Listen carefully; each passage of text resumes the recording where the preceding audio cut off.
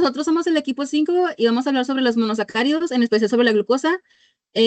Los integrantes del equipo vienen siendo Bocanegra Morante Saúl Abraham, Muñiz Valderas Edgar Lisandro, Trangel Reviño Cristina Ide, Urrutia Hernández Pavel Rubel y su servidora Quevedo Casillas Mariana. Yo voy a hablar sobre lo que es la glucosa, que viene siendo uno de los carbohidratos más relevantes en los organismos animales, es la glucosa, represent- la cual representa el principal origen energético para gran parte de las células, para que las funciones vitales, desde la contracción de los músculos y funcionamiento del cerebro hasta los procesos metabólicos más complejos, se mantengan. Es crucial que esté presente en la sangre y que esté disponible para los tejidos. La regulación de la glucosa en los animales comprende un sistema muy coordinado que abarca hormonas, hipoglucemiantes, hiperglucemiantes y GH, y órganos como el páncreas y el hígado, así como múltiples rutas metabólicas, las cuales garantizan un suministro estable de energía aún durante etapas de ayuno. El análisis de la glucosa no solo facilita entender el metabolismo energético, sino que también es esencial para examinar alteraciones metabólicas que impactan en la salud de los seres humanos y de otros animales. En cuestión de las hormonas hipoglucemiantes, tenemos la insulina, que esta es producida por el páncreas y permite que la glucosa entre las células y baje su concentración en sangre. En las hiperglucemiantes tenemos el glucagón, que estimula la liberación de glucosa almacenada, la adrenalina o epinefrina, liberada por las glándulas suprarrenales, aumenta la glucosa en situaciones de estrés. Tenemos el cortisol, que es la hormona esteroidea de la corteza suprarrenal y promueve la gluconeogénesis. Y tenemos la hormona de crecimiento, que viene siendo la GH, que es producida por la hipófisis. Luego tenemos la fórmula molecular de la glucosa, que viene siendo 6 de carbono, 2 de hidrógeno y 6 de oxígeno. El carbono viene siendo lo que da la estructura a la forma. El hidrógeno estabiliza y complementa los enlaces. Y el oxígeno permite la reactividad, solubilidad y formación del anillo. Luego tenemos algunas de sus características, que vienen siendo que pues, la glucosa es un monosacárido, es decir, que es un azúcar que simplemente no puedes componer carbohidratos más pequeños. Es hexosa, que cuenta con 6 átomos de carbono. Y es una aldosa porque posee un grupo aldehído en su estructura. Tiene una alta solubilidad en el agua. Tiene forma lineal y cíclica. Es la fuente principal de energía. Puede almacenarse al transformarse en glucogenol. Y es un nutriente esencial. También participa en rutas metabólicas como glucólisis, gluconeogénesis, glucogénesis y glucogenólisis. Y tiene un poder reductor. Este poder se puede decir que reacciona en pruebas químicas como Benedict o Felic debido a su grupo aldehído libre. Me llamo Pavel Rubén Urrutia Hernández y yo les voy a hablar acerca de las principales rutas anabólicas de la glucosa. Las rutas anabólicas emplean glucosa como molécula base para sintetizar compuestos más grandes como lo que es el glucógeno, el almacenamiento de energía, los ácidos grasos, los triglicéridos, que son la forma principal del almacenamiento de grasas. Y ahora les explicaré lo que son las principales rutas, empezando por la glucosa 6-fosfato o G6P. Tenemos que es una enzima exoquinasa, que es la que hace que la glucosa entre a la célula y es fosforilada para formar glucosa 6-fosfato, lo que evita que salga de la célula, se prepara para entrar a múltiples rutas anabólicas. La G6P es una molécula central que se puede desviar hacia el glucógeno, que es la vía de las pentosas o la síntesis de ácidos grasos. Después tenemos la glucosa fosfato o glucógeno de almacenamiento. Esta es una enzima glucógeno sintasa, que es cuando hay un exceso de glucosa. La célula se convierte en glucógeno o un polímero de reserva energética. La G6P se transforma en una glucosa 1-fosfato a UDP, glucosa, glucógeno. Después tenemos la glucosa 6-fosfato, fructosa 6-fosfato a fosfoenolpiruvato. Este tramo es el que forma parte de la glucólisis, pero en este caso el objetivo no es generar ATP, sino proveer recursos para biosíntesis. Aquí se genera lo que es un piruvato, que es un intermediario crucial. Después tenemos lo que es el fosfoenolpiruvato acetil-CoA, que tenemos que esta es una enzima clave del complejo piruvato deshidrogenasa. Este hace que el piruvato se convierta en acetilcoenzima, que es un metabolito que entra a la mitocondria. El acetilcoenzima es el punto de partida para la síntesis de ácidos grasos, la formación del colesterol y la biosíntesis del cuerpo cetónico en condiciones muy específicas. Hola, ¿qué tal? Mi nombre es Edgar Muñiz y en este caso yo hablaré sobre las rutas anabólicas de la glucosa, continuando con la presentación, que es la conversión de la glucosa de acetilcoenzima A a malonilcoenzima A. Esta representa una ruta anabólica clave para la síntesis de ácidos grasos. En este proceso conecta el metabolismo de carbohidratos con la lipogénesis, permitiendo el almacenamiento energético en forma de lípidos. Y el paso sería la glucólisis, que se localiza en el citoplasma, y el resultado es una molécula de glucosa más 2 moléculas de piruvato más 2 ATP y más 2 NADH. Siguiente paso sería la descarbonización oxidativa. Como tercer paso tenemos el transporte de acetilcoenzima al citosol. El cuarto paso sería la reconversión del citrato en acetilcoenzima A en el citosol, esto por una enzima de ATP citrato liasa, y el resultado es de un citrato acetilcoenzima A más oxaloacetato. Sí, y el quinto paso sería la formación de malonilcoenzima A, del cofactor biotina, de la reacción de la acetilcoenzima A más el CO2 más el ATP más el malonilcoenzima A, y dando paso a la síntesis de ácidos grasos como sexto y último paso. Pues iríamos con la síntesis de ácidos grasos con esta ruta anabólica, que es transformar el exceso de carbohidratos en lípidos de almacenamiento. Como primer paso tenemos igualmente la glucólisis, que es de glucosa piruvato, que se localiza en el citoplasma. El resultado es la glucosa, que se convierte en piruvato, generando ATP y NADH. El piruvato acetilcoenzima A, que se localiza en la mitocondria. El resultado es del piruvato descarboxila y se convierte en acetilcoenzima A. El tercero sería el transporte de acetilcoenzima A al citosol. El mecanismo del acetilcoenzima A se une el oxaloacetato, formando el citrato que atraviesa la membrana mitocondrial. Pues iríamos con la formación del malonilcoenzima A, que esta enzima es clave, la acetilcoenzima A carboxilasa. Tiene una reacción con el coenzima acetilcoenzima A más el CO2 más el ATP, da igual a malonilcoenzima A. Siguiendo con la síntesis de ácidos grasos, esto por el proceso del acetilcoenzima A que inicia la cadena.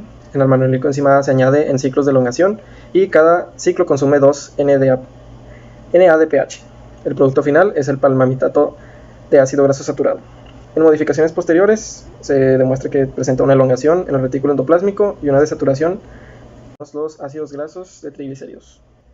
En este caso, seguimos con la síntesis de triglicéridos a partir de ácidos grasos, que representa el paso final de la ruta anabólica de la glucosa hacia el almacenamiento lipídico. Este proceso permite convertir el exceso de carbohidratos en lípidos que se almacenan en el tejido adiposo como reserva energética. Bueno, continuando con la presentación, seguimos con las rutas catabólicas de la glucosa.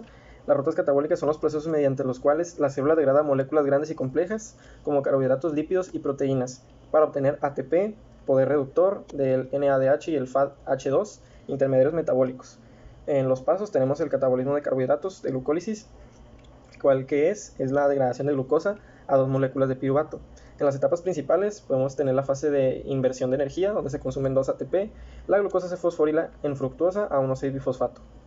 La glucosa entra en fase de generación de energía, se producen 4 ATP y se generan 2 NADH, producto final de 2 piruvatos. La oxidación del piruvato, el piruvato entra a la mitocondria y se convierte en acetilcoenzima A, CO2 y NADH. Siguiendo con el ciclo de Krebs, el cual está presente, tenemos que la acetilcoenzima A entra en ciclo de reacciones de la matriz mitocondrial.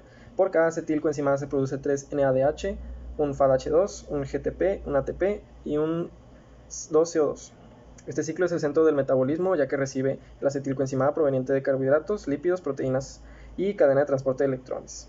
Tenemos que los electrones NAD y FAD llegan a complejos en la membrana interna mitocondrial, pasando los complejos 1, 2, 3, 4 y el ATP sintasa. En este proceso ocurre que los electrones viajan por el CT liberando energía, se bombean protones al espacio intermembrana, los protones regresan al ATP sintasa generando ATP. El resultado final es que aproximadamente se generan 32 a 34 ATP y el oxígeno es el aceptor final de electrones formando el agua. Este ciclo produce los ácidos grasos que generan más energía que la glucosa, y siguiendo con el catabolismo de proteínas, las cuales degradan en aminoácidos que pueden convertirse en piruvato, acetilcoenzima A y en intermediarios del ciclo de Krebs. Habla Abraham Bocanegra y hoy les voy a hablar de patologías que se involucran en rutas anabólicas y catabólicas de los glúcidos, específicamente la glucosa. Bueno, los tipos que tenemos aquí serían la diabetes mellitus, que se caracteriza por una hiperglucemia crónica que aparece como resultado de un déficit de producción de insulina por las células beta, que da su correcta acción o en ambas. Luego la hipoglucemia neonatal, que es una alteración metabólica más común en el neonato y es el resultado de un desequilibrio en el aporte de glucosa y su utilización. En la cetonuria es el estado en el que el cuerpo utiliza ácidos grasos como fuente principal de energía. Esto da resultado a lo que son los cuerpos cetónicos, que se activan en las reservas de carbohidratos cuando se agotan. Que esto puede suceder como en el ayuno prolongado o en condiciones de diabetes, en este caso. Y el acidosis rumial, pues es otra patología metabólica de los rumiantes que se caracteriza por la disminución del pH en el rumen, que son los microorganismos que se encuentran en la cavidad estomacal. Y esto es debido a la fermentación excesiva de los carbohidratos fácilmente degradables, también como los glúcidos, almidón y azúcares. Bueno, empezando con la diabetes mellitus, pues en las rutas catabólicas tenemos que en condiciones normales, la insulita facilita la entrada de glucosa en células para su degradación y producción de ATP. Como aquí va el páncreas, la mamá, la glucosa. Y en la diabetes de la glucosa, pues como no entra adecuadamente, estas células recurren al catabolismo de lípidos y proteínas como la fuente de energía. que esto genera los cuerpos cetónicos que da riesgo de cetoacidosis diabética. En las anabólicas, normalmente la insulina estimula el almacenamiento de glucosa en forma de glucógeno y a la síntesis de lípidos. En diabetes, tenemos que estos procesos anabólicos se disminuyen cuando hay una pérdida de reservas energéticas y adelgazamiento progresivo. Y unas consecuencias clínicas más comunes en perros, la mayoría de los casos se aparecen en la diabetes como la tipo 1, que es la destrucción de células beta con la dependencia de insulina. En los felinos, más similar a la tipo 2 humana, que es la resistencia a la insulina asociada con obesidad, con posibilidad de remisión si se trata temprano.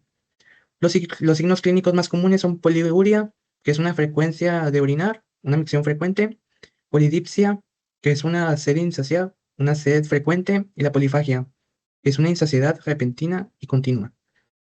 Con la pérdida de peso también, cataratas y neuropatía en gatos y perros. Ahora vamos con la hipoglucemia neonatal, que es en el catabolismo de la glucosa, la glucólisis y en el ciclo de Krebs. El neonato depende casi exclusivamente de la glucosa para obtener la energía por medio de la madre, en la placenta. Si la glucosa disponible es insuficiente, se disminuye la producción de ATP y se comprometen funciones vitales, especialmente en el sistema nervioso. En el anabolismo, que es con la gluconeogénesis y gluconeogénesis, pues en animales adultos estos pueden almacenar como glucógeno y regeneran en gluconeogénesis. Pero los neonatos, las reservas de glucógeno hepático son ilimitados y también inmaduros.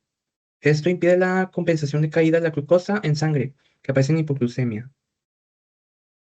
Y bueno, siguiendo con este esquema, tenemos lo que son las consecuencias clínicas más comunes, que es debilidad y letargo, al igual que temblores. Convulsiones por déficit energético en el sistema nervioso, en casos graves, coma y muerte. Bueno, tenemos que la cetonuria, esta consiste en rutas catabólicas y en rutas anabólicas. Las rutas catabólicas consisten en el catabolismo de la glucosa por medio de la glucólisis o el ciclo de Krebs. Esto sucede cuando no hay entrada por déficit de insulina o resistencia a la misma, donde disminuye la producción de APT por vías normales, donde el organismo recurre al catabolismo de lípidos, que libera ácidos grasos que se oxidan en el hígado. Este exceso de acetil y CoA puede no entrar al ciclo de Krebs, entonces lo que puede hacer que lleve a una desviación hacia la cetogénesis. En la ruta anabólica tenemos que es el anabolismo de la glucosa por medio de gluconeogénesis y glucogenogénesis. En estados de ayuno o diabetes, el hígado intenta producir glucosa por medio de gluconeogénesis. Más sin embargo, al no haber la suficiente aporte de glucosa en el cuerpo, el oxalacetato se consume hasta en la vía y deja el ciclo de Krebs sin sustrato. Este tiene algunos